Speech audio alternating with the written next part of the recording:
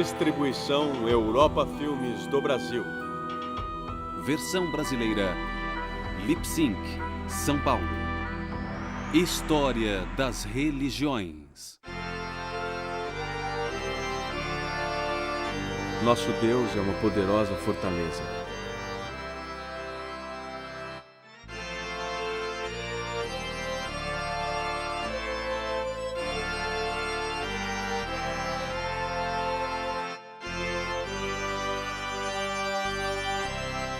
Protestantismo.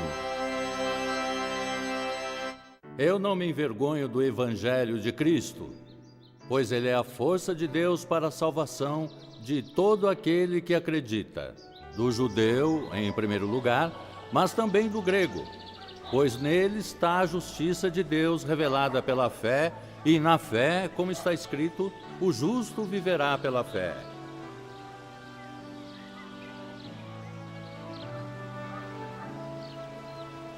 No século XVI, uma série dramática de protestos religiosos, sociais e políticos produziu uma nova e influente forma de cristianismo, que logo cresceria para rivalizar com o católico e o ortodoxo, como o terceiro grande ramo da maior religião na Europa. Mais tarde, o protestantismo se espalharia mundialmente em um dos maiores movimentos religiosos da história. O protestantismo, ou cristianismo protestante, ganhou seu nome do protesto, que foi o documento de protesto editado em 1529 por 6 príncipes alemães e representantes de 14 cidades ao sul da Alemanha. Esta aliança se rebelava contra as decisões religiosas da Assembleia Imperial de Speyer, que tentava unificar territórios do Sacro Império Romano, que seriam as terras das modernas Suíça, Áustria e Alemanha, impondo uniformidade de culto. O documento declara 2 princípios que estão no âmago da compreensão protestante do cristianismo. O mesmo par de princípios fora declarado pelo padre alemão Martinho Lutero, em seu famoso confronto tanto com a Igreja Católica Romana quanto com o Sacro Império Romano em 1521. O primeiro princípio é o de que a palavra de Deus é uma autoridade maior do que qualquer autoridade humana. O segundo princípio é o de que só a consciência justifica a oposição a certos decretos eclesiásticos. Na cidade de Worms, uma combinação de soberanos territoriais e líderes da igreja se encontraram na chamada Dieta de Worms e convocaram Lutero a se apresentar, exigindo que ele se retratasse de suas doutrinas. O confronto entre Lutero e a Igreja Católica Romana levaria ao protesto 8 anos mais tarde. O protestantismo começou como um movimento modesto para tratar de certos problemas na estrutura existente da Igreja e do Estado. Lutero apelava para a consciência contra a autoridade eclesiástica, mas, por outro lado, alertava seus seguidores mais radicais de que não se podia permitir qualquer visão teológica. Os contestadores em Speyer pediam liberdade de consciência religiosa, mas só para defender sua própria interpretação do cristianismo. 2 coisas ocupam o âmago da tradição protestante. Uma é a confiança na autoridade da Escritura. Este antigo conjunto de escritos esclarece o modo de vermos o mundo. O segundo tema no âmago e cerne do movimento protestante tem sido essa convicção de que nós somos perdoados, embora sejamos imperdoáveis, que não precisamos merecer nossa salvação. Ela nos é dada de graça como um dom. Nós temos a liberdade de ser o que somos. A invenção da imprensa por volta de 1 século antes estava tornando cópias da Bíblia mais amplamente disponíveis. Vários cristãos passaram a decidir por si sós qual o sentido da Escritura. Apesar de não chegarem a um acordo, a primeira geração de protestantes queria que seus seguidores tivessem as mesmas convicções teológicas.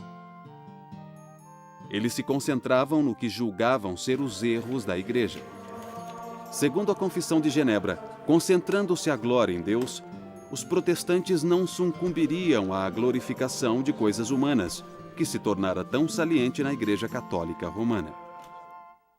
A Reforma no Sacro Império Romano logo tinha duas facções. Uma liderada por Lutero ao norte e outra por Ulrich Zwingli ao sul. Essas duas facções protestantes só conseguiam concordar que discordavam. Um outro princípio protestante inicial foi chamado de sacerdócio universal dos fiéis. Esse princípio não significava que não deveria haver pastores, nem significava que a hierarquia social deveria ser abolida. O sacerdócio dos fiéis significava que todas as pessoas possuíam acesso imediato a Deus, que elas não precisavam da mediação de um padre. Lutero defendeu algo parecido ao proclamar que todos os cristãos batizados são sacerdotes.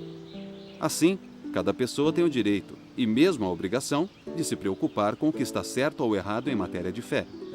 Os leigos não deviam ser intimidados por aqueles que alegam que essa tarefa é para especialistas. Lutero tinha interesse em examinar a natureza da vida religiosa, talvez por ter sido monge.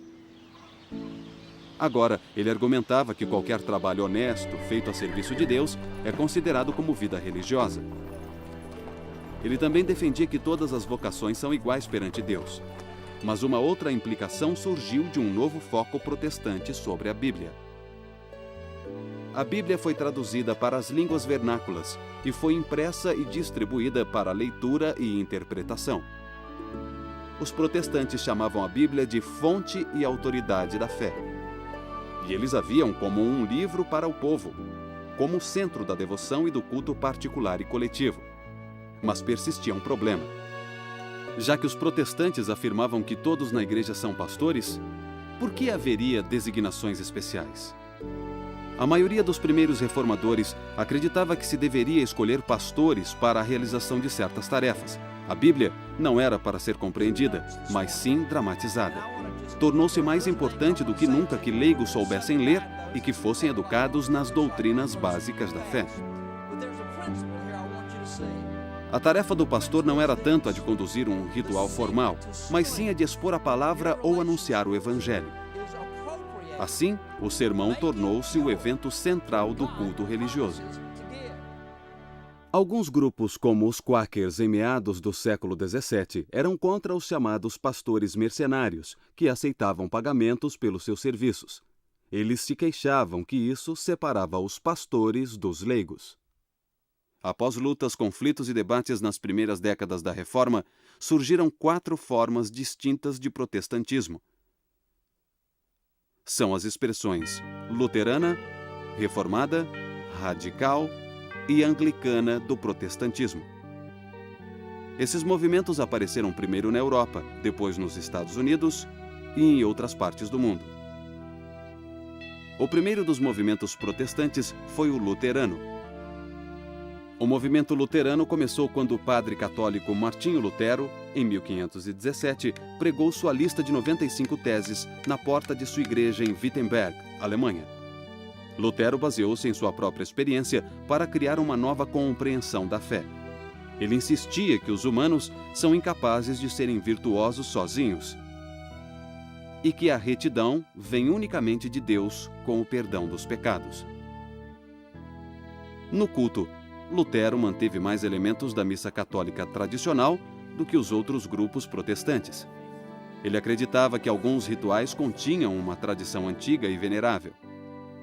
Mas a doutrina católica da transubstanciação, segundo a qual, durante a comunhão, o vinho e o pão literalmente tornam-se o corpo e o sangue de Cristo, foi substituída por Lutero pela doutrina da presença real. A doutrina revisada de Lutero diz que o vinho e o pão não são alterados metafisicamente, mas apenas que Jesus realmente se faz presente durante a comunhão. Lutero baseou sua doutrina na declaração de Jesus na última ceia, quando ele quebrou o pão e disse: "Este é o meu corpo." Lutero manteve 2 sacramentos, o do batismo e o da comunhão. Mas os outros 5 sacramentos católicos, crisma, penitência, unção dos enfermos, ordem e matrimônio, foram abandonados ou rebaixados para algo inferior a sacramentos. Lutero dizia que Cristo não os teria instituído e que a esses outros sacramentos faltava a promessa da graça. Da mesma maneira, Lutero abandonou dogmas católicos como o do purgatório, o das relíquias de santos e o do acúmulo de méritos. Ele acreditava que esses dogmas não possuíam respaldo bíblico claro. Ulrich Zwingli estava mais para um pastor político. Como ardente patriota suíço, ele defendia os direitos de seu país contra as intromissões de autoridades políticas e eclesiásticas externas. Quando Zwingli assumiu a posição de pastor em Zurique, em 1519, ele chamou atenção ao declarar que pregaria continuamente a partir do Novo Testamento. Zwingli disse que basearia toda a devoção religiosa unicamente na autoridade da Escritura.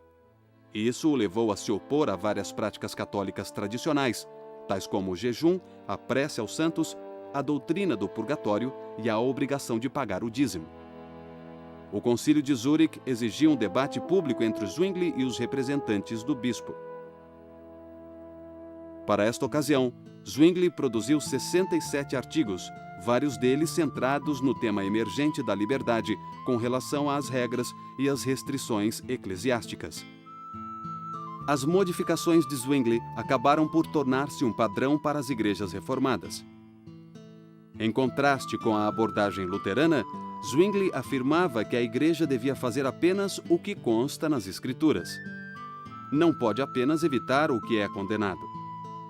As diferentes igrejas reformadas aplicaram esse princípio diversamente, mas todas eliminaram muito mais da liturgia católica tradicional que os luteranos. A arte era muito importante nas igrejas antes da Reforma. Muitas pessoas não sabiam ler, o latim usado na missa não era compreendido pelas pessoas, então os fiéis se sentavam no santuário. Sem saber exatamente o que ocorria, não participavam ativamente da missa. E a arte que eles podiam observar, lendo as figuras que estavam nos vitrais, nas pinturas e nas estátuas, se tornou muito importante para eles. Mas, infelizmente, para alguns, aconteceu de a arte se tornar mais importante do que aquilo que era representado. E isso foi parte da crítica da Reforma. Queriam fugir disso, dos que louvavam mais a obra de arte que o seu tema. Lamentavelmente, foram destruídas muitas peças incríveis na Reforma. Algumas pessoas assumiram a posição de que o único meio de cura estava na destruição de toda a arte, e isso foi muito triste. A tradição reformada também começou a procurar um modelo bíblico apropriado para organizar o governo da Igreja. João Calvino, pastor francês em Genebra, achou seu modelo em uma ordem de ministério de 4 frentes que ele dizia ter sido instituída por Jesus. As 4 ordens eram pastor, doutor, que chamaríamos de professor, ancião e diácono. Muitas diferenças teológicas impediram que os luteranos e a comunidade reformada cooperassem numa frente protestante comum. A questão que causava mais divisão era a comunhão. Zwingli achava que o conceito de Lutero de presença real lembrava demais a transubstanciação católica. Ele argumentava que pão e vinho significam ou representam o corpo e o sangue de Cristo. E a comunhão, por conseguinte, era só um memorial do que Cristo fez. Zwingli acreditava que a comunhão era claramente secundária ao serviço da palavra. Ele sugeria que a ceia fosse celebrada trimestralmente, opondo-se assim ao desejo de Lutero de manter a palavra e o sacramento juntos no culto cotidiano. Os reformados também recebiam os elementos sentados em vez de irem até à mesa. Os radicais religiosos surgiram logo no início da Reforma. Todo esse grupo de radicais representa um terceiro ramo do movimento protestante. Havia 4 tipos distintos de radicais: os teocratas revolucionários, os espiritualistas, os antitrinitários e os anabatistas. Os teocratas e espiritualistas surgiram no início da Reforma Alemã. Thomas Müntzer alegava ter recebido uma revelação que supostamente ia além da Escritura e acreditava que essa revelação seria cumprida na história. Müntzer pregava que os eleitos se separassem dos ímpios e declarava que os príncipes cristãos deviam tomar a espada para estabelecer os preceitos de Deus. Durante mais de um século, Munzer seria um símbolo tanto para protestantes como para católicos romanos. Mas os radicais chegaram a limites perigosos em seus esforços para derrubar a sociedade existente. O terceiro grupo de radicais foram os antitrinitários. O mais famoso deles, no século XVII, foi Miguel Serveto, médico e filósofo espanhol, também conhecido como Michael Servetus. Preso em Genebra em 1553 pelas autoridades civis, Servetus foi julgado por heresia e condenado à morte. Sua execução foi importante para a autocompreensão protestante. Ela gerou um debate sobre a essência da fé protestante. Sua execução também gerou uma defesa da liberdade religiosa que se tornaria crucial para os protestantes que viriam. João Calvino participou na condenação de Servetus a ser queimado na estaca. E para ele, a execução foi um triunfo da verdade sobre a heresia. O termo anabatista ainda é às vezes usado para identificar vários desses grupos radicais. Mas o termo se aplica de modo mais apropriado a um grupo menor, cujos membros buscavam restaurar o estilo de vida apostólico que existia entre as primeiras comunidades cristãs. A alcunha anabatista, na verdade, foi um termo inventado pelos oponentes desses grupos. Anabatista quer dizer rebatizador e é usado para grupos que creem que o batismo não é para crianças. Os anabatistas creem que o batismo é só para os que podem confessar sua fé. Os grupos anabatistas mais significativos foram os irmãos suíços, os menonitas e os luteritas. Os menonitas levam o nome de seu teólogo líder e antigo padre, Menno Simon, e ficavam na Holanda e no norte da Alemanha após 1540. Na América do Norte, descendentes da tradição menonita incluem várias comunidades Amish em áreas rurais de vários estados e no oeste do Canadá. Os anabatistas foram presos, banidos ou executados em graus variados ao longo dos séculos XVI e XVII. As razões legais para essa perseguição eram violação da lei civil, rebelião e heresia. A perseguição foi ampla o bastante para criar entre os anabatistas um sentimento de igreja de mártires. É impossível para os batistas documentarem sua história do modo como outros o fizeram. A documentação é difícil para um grupo perseguido. Por não tolerarmos manipulação em questões religiosas, fomos severamente perseguidos até o ponto de sermos mortos em nossos primórdios. Em especial, onde soberanos resolviam decretar que todos naquele país deviam aderir à mesma igreja. Sentíamos que ser de uma igreja deveria ser uma conclusão da experiência religiosa. Cada um precisa ter uma experiência pessoal com o Senhor. Alguns creem que você precisa ser batizado para ser salvo. Os batistas nunca defenderam isso. Eles acreditam que você é salvo pela graça através da fé. Se batizamos por imersão, é porque isso é uma representação do que aconteceu com Cristo. Ele foi morto, foi enterrado e ressuscitou. O batismo vem depois da conversão e não como parte dela. Assim é retratado o que acontece ao indivíduo em sua confiança em Cristo. Ele é enterrado para sua antiga vida de pecados e ressuscita uma nova vida em Cristo Jesus. Por mais de 1000 anos, a Inglaterra foi católica. No ano de 1509, Henrique VIII subiu ao trono. Ele desposou Catarina de Aragão, mas ela e Henrique não conseguiram gerar um herdeiro homem. Em 1527, Henrique decidiu que o casamento deveria ser desfeito. Mas o Papa se recusou a conceder uma anulação. O parlamento inglês aprovou o ato de supremacia em 1534, que declarava o rei Henrique VIII como a autoridade suprema da Igreja da Inglaterra. Alguns viram tal lei como o início do protestantismo na Inglaterra. Outros viram a Igreja Anglicana como continuação da Igreja Católica. Mas desde então, como Igreja Inglesa, com uma autoridade local, o rei. O intuito da Igreja da Inglaterra no século XVI era ser uma igreja verdadeiramente nacional.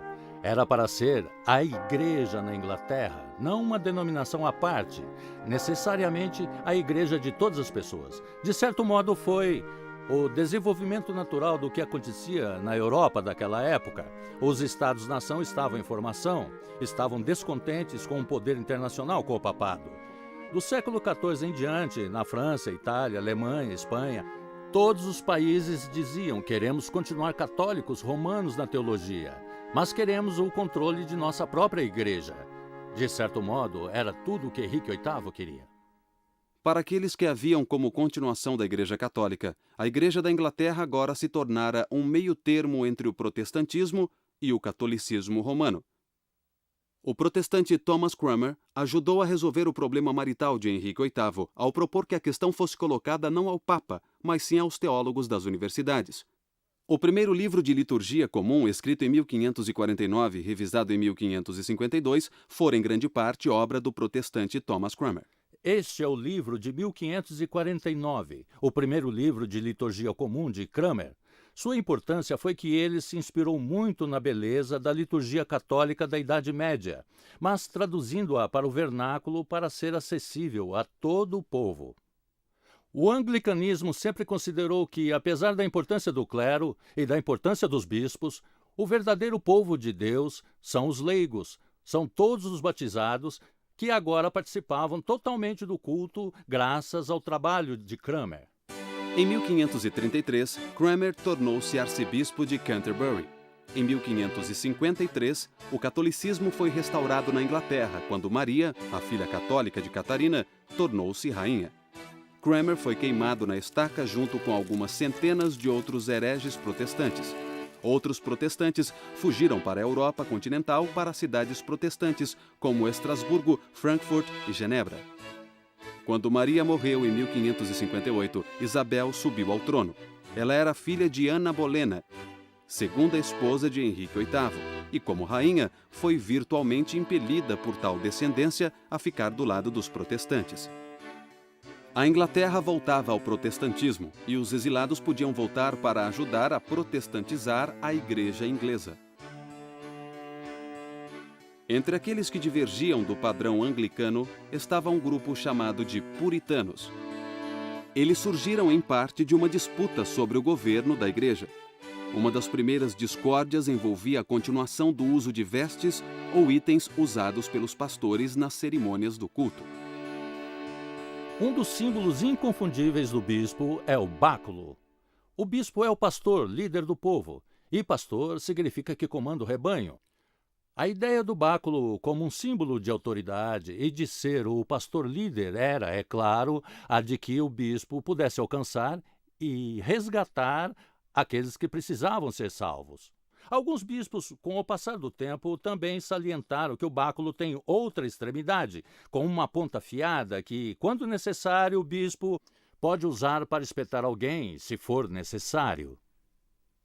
Alguns desses puritanos da Inglaterra podiam ser chamados de presbiterianos. Os puritanos meditavam muito sobre a gravidade do pecado, sua cura e a necessidade de Deus para suscitar a conversão de uma alma individual. Eles estavam convencidos de que a verdadeira Igreja de Deus não possuía bispos e estavam comprometidos a um ministério culto para o anúncio da palavra na pregação. Os puritanos mais tarde vieram a ser chamados de independentes e depois de congregacionalistas. Alguns independentes praticavam batismo nos crentes adultos e ficaram conhecidos como batistas. A Igreja estabelecida e o Estado da Inglaterra se uniram para resistir a esses críticos, perseguindo muitos deles. Após a era protestante da Reforma, um período de consolidação começou a delinear fronteiras teológicas e políticas na Europa.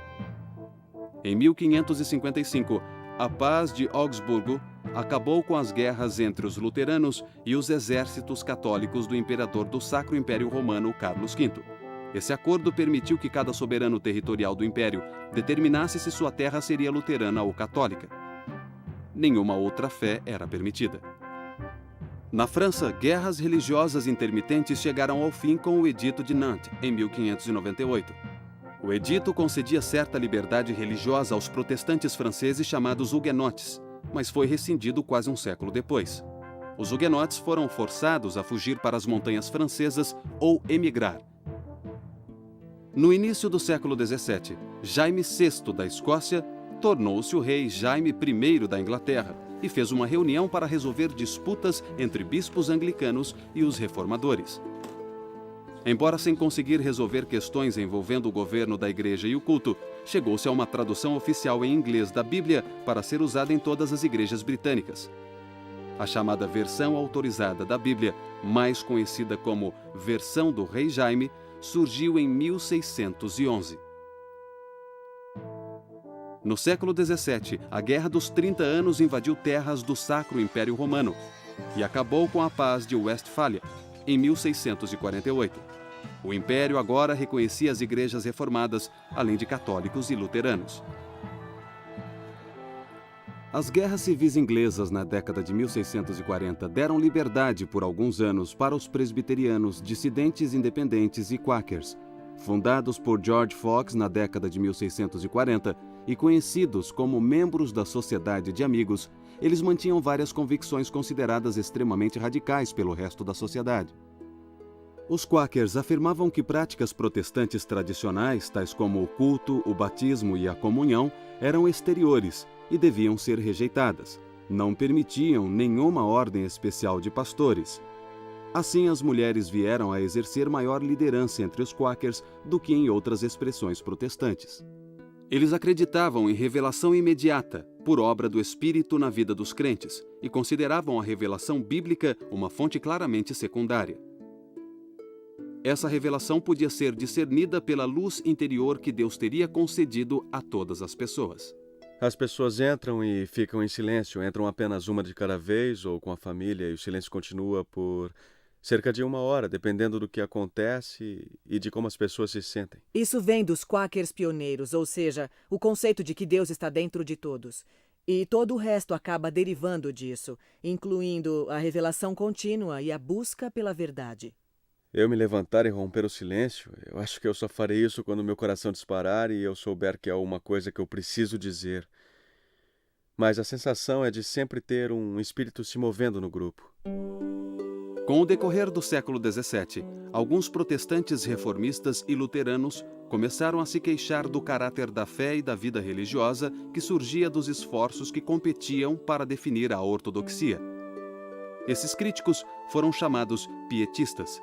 O pietismo gerou uma grande quantidade de atividade prática, incluindo atenção a questões sociais, como educação, auxílio aos pobres, abolição da escravidão e temperança. O experimento religioso inglês terminou quando a monarquia inglesa foi restaurada por Carlos II em 1660, e a religião anglicana foi rapidamente restabelecida. Os protestantes fora da igreja inglesa ficaram então oficialmente conhecidos como dissidentes, e o Ato de Tolerância de 1689 permitiu seus cultos. O ressurgimento evangélico ocorreu em circunstâncias bem diferentes na Europa, na Grã-Bretanha e nas colônias britânicas na América. Um historiador identificou 4 propriedades da religião evangélica. Primeiro, seu interesse na conversão ao cristianismo, baseado na crença de que vidas precisam ser mudadas. Segundo, a mensagem do evangelho é expressa no esforço tanto pessoal como social. Terceiro, também a grande consideração pela Bíblia. E, finalmente, a visão evangélica da expiação enfatiza que não basta reverenciar Jesus como líder espiritual. Os evangélicos proclamam que Jesus foi um Salvador que foi sacrificado na cruz pelos pecados da humanidade. Uma das formas mais importantes de evangélicos do século XVIII foi o movimento metodista, fundado e liderado pelo pastor anglicano John Wesley. O entendimento de Wesley da mensagem e da tarefa cristãs refletia em vários aspectos os ideais do pietismo.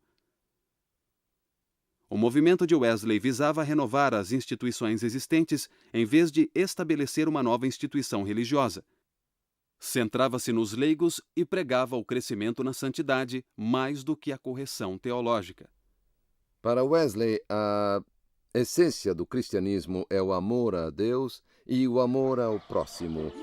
Sua preocupação principal não era com uma preocupação intelectual da fé, mas ele se preocupava em viver a fé na vida das pessoas.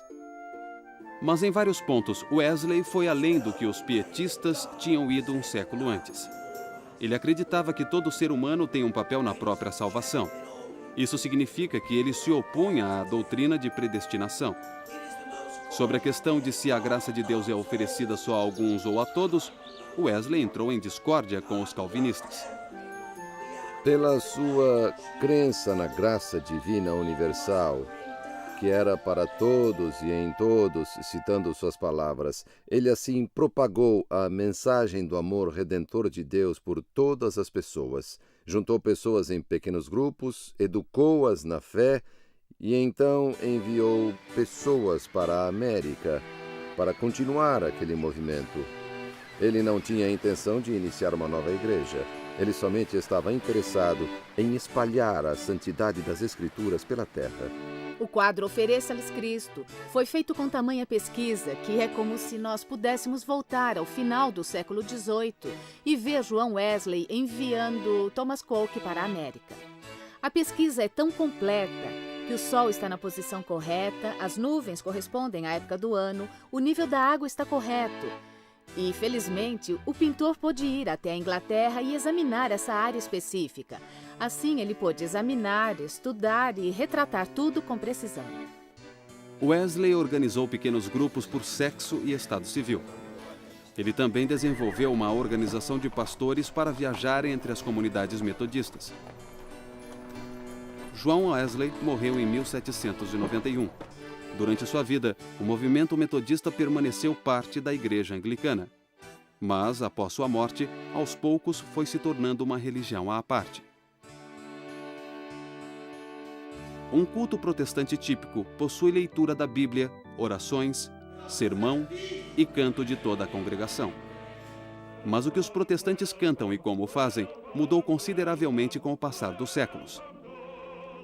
Durante o século XVI, os primórdios do protestantismo, o canto geralmente envolvia canções métricas.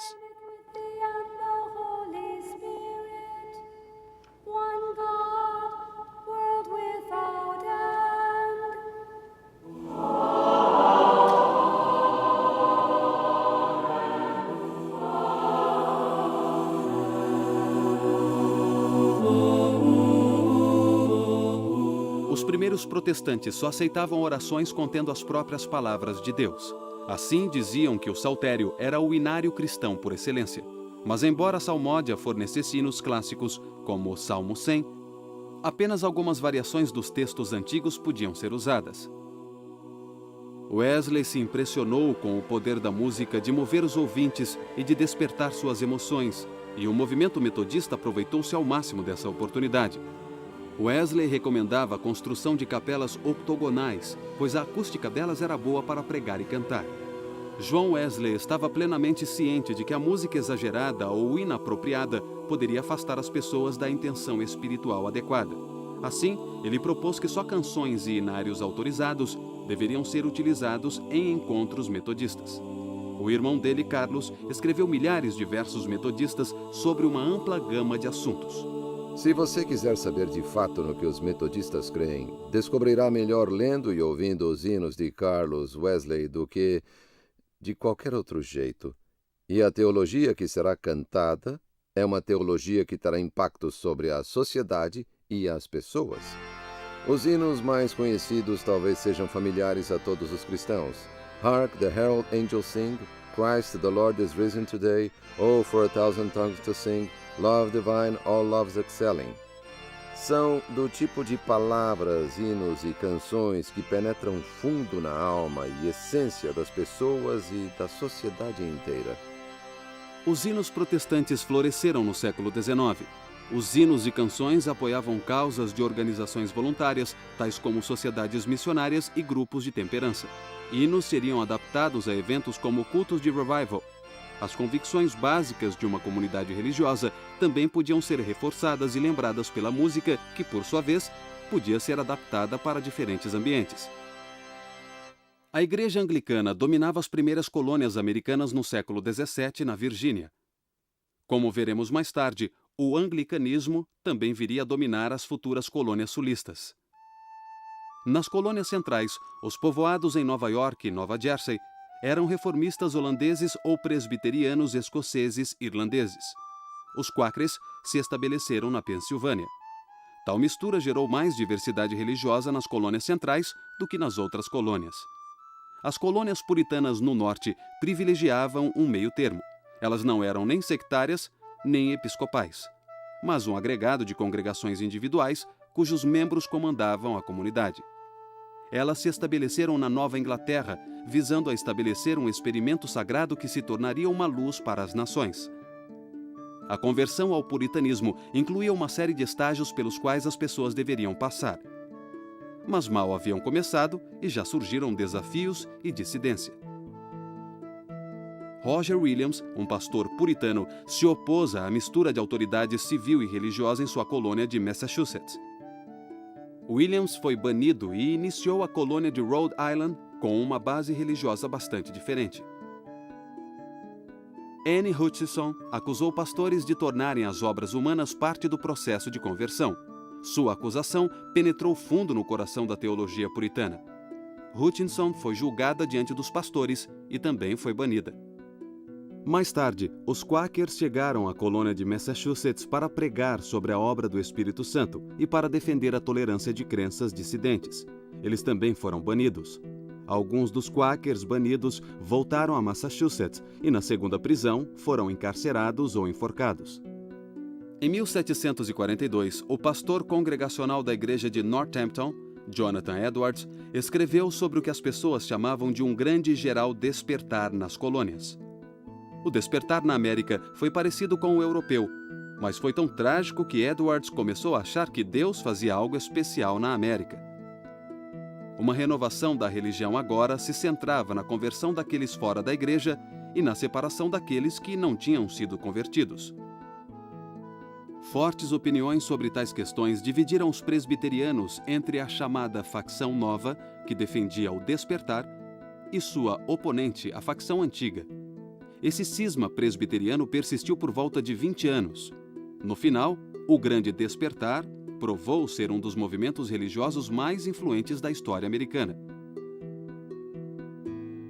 No século XVIII, o sul dos Estados Unidos continha apenas as 4 colônias de Virgínia, Carolina do Norte, Carolina do Sul e Geórgia, todas menos a Virgínia, recentemente assentadas. Mas as tradições que se iniciaram no sul acabaram por causar grande impacto sobre o protestantismo dos Estados Unidos. Batistas e metodistas no sul chamavam-se de irmão e irmã e incluíam escravos em suas famílias religiosas. Os sulistas se concentravam mais em questões de santidade pessoal, frequentemente condenando danças e bebida. Os sulistas tentavam reproduzir a instituição religiosa anglicana, na que se tornaria conhecida como Igreja Episcopal nos Estados Unidos. O novo estilo religioso dos despertares do século XVIII transformou o convívio entre as raças negra e branca. Os evangélicos no sul dos Estados Unidos, em geral, acolhiam bem todos os tipos e condições de pessoas, incluindo pastores negros, que viraram líderes de comunidades religiosas, principalmente batistas e metodistas. Muitos evangélicos eram contra a escravidão. Mas, no início do século XIX, o evangelismo branco recuou em suas posições anti-escravagistas e o evangelismo negro seguiu por uma trilha distinta. Em novembro de 1786, a ruptura mais drástica com a Igreja-mãe, a Igreja Metodista de São Jorge, na Filadélfia, ocorreu quando Absalom Jones, William White e Richard Allen tentaram ajoelhar e orar no altar. Os diáconos da igreja, que era predominantemente branca, os retiraram fisicamente e a congregação, o segmento negro da congregação, sentiu-se ultrajada e eles, de um modo bem dramático, se retiraram. Em decorrência disso, entre 1787 e 1791, nascia uma igreja sob o nome de The First Church Mother Bethel, na Filadélfia.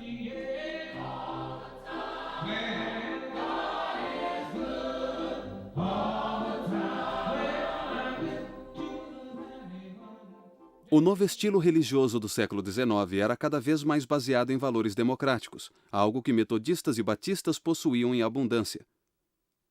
Em seus pastores, eles queriam entusiasmo mais que educação e encorajavam ativamente a participação dos leigos em todos os aspectos da obra, incluindo a pregação.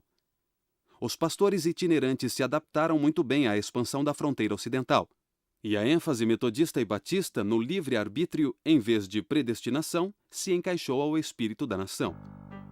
Tal panorama se tornou a base para uma nova onda de revivals no primeiro terço do século XIX. A energia espiritual dos revivals espalharia novas denominações protestantes, como a Igreja Presbiteriana de Cumberland e a Igreja Cristã ou Discípulos de Cristo.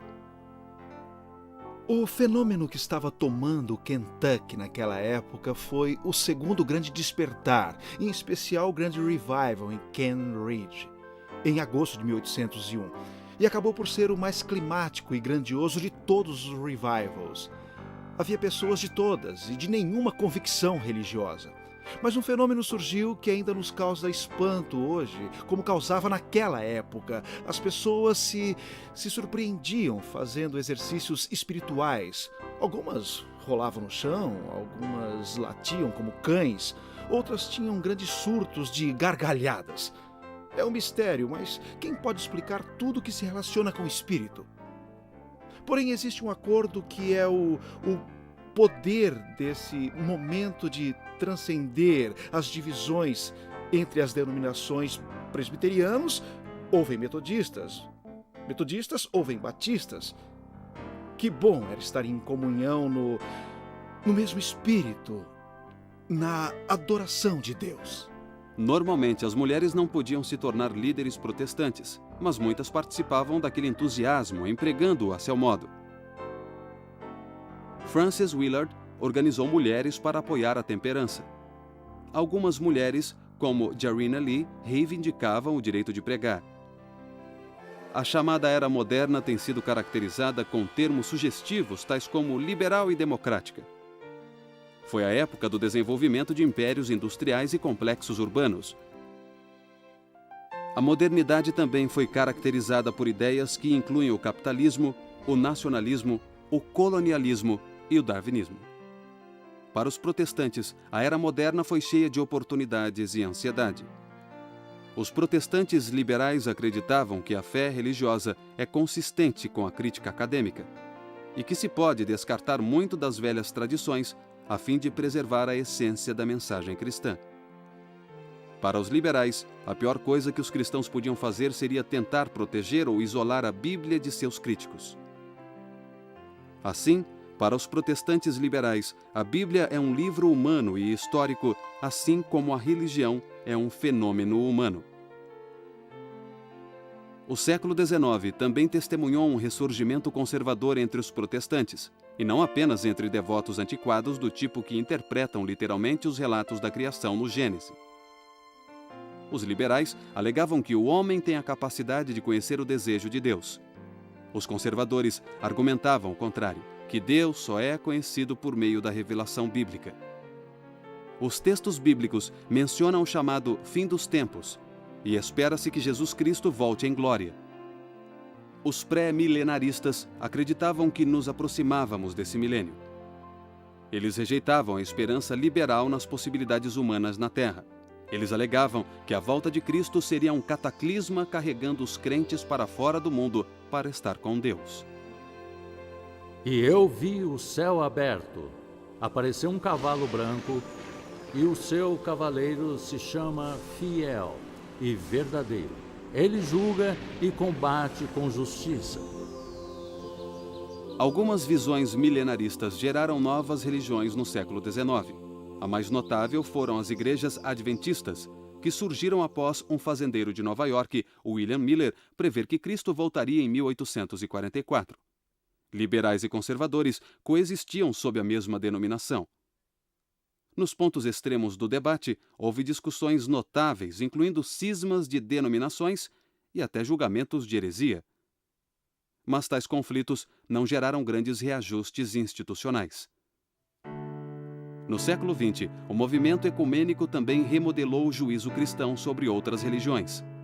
A postura antiga de rejeitar e condenar religiões não cristãs foi questionada. A mensagem evangélica tradicional de simplicidade e clareza, centrada na confiabilidade na Bíblia e na salvação em Jesus Cristo, atraiu muitos seguidores na metade final do século XX.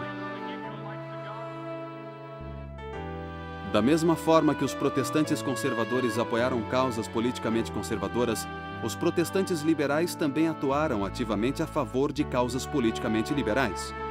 Questões como homossexualismo, aborto, política externa e ambientalismo tornaram-se polêmicas religiosas. Elas invocam poderosos ideais e compromissos religiosos quando cristãos se deparam com questões que inflamam a vida política moderna. Protestante é um termo amplo e flexível.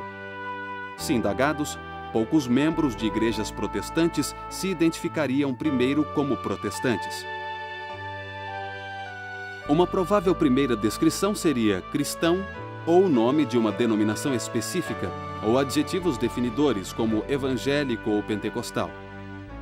Vários protestantes têm diferentes visões da natureza da igreja, do ministério, do culto e da autoridade religiosa. Eles celebram o batismo e a comunhão de modos diferentes e associam diferentes significados a esses dois sacramentos. E apesar da diversidade das ideias protestantes ou da volatilidade que isso traz, os compromissos fundamentais do protestantismo continuam a dar significado e vitalidade a essa expressão ampla e mundial da religião cristã.